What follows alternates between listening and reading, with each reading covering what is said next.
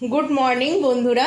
এখন 9টা বাজে। ঘুম থেকে অনেকক্ষণ উঠেছি, কিন্তু উঠে কি বলো তো, মোবাইল দেখছিলাম। সবারই যা কাজ থাকে, আমারও তো।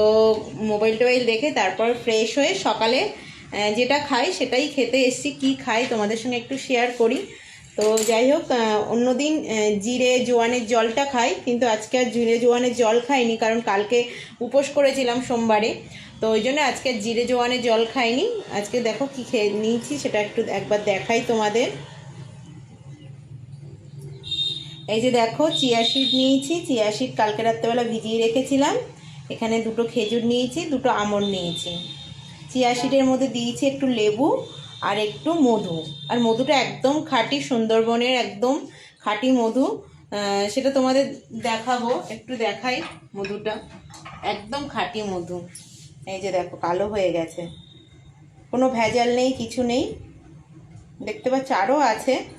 আবার বাড়ি গেলে, মানে বাপের বাড়ি গেলে কিছুদিন পরে, তো আর 1 মাস পরে বাড়ি যাব, তো আমাদের ওখানে পাওয়া যায়, সেখান থেকে নিয়ে আসব।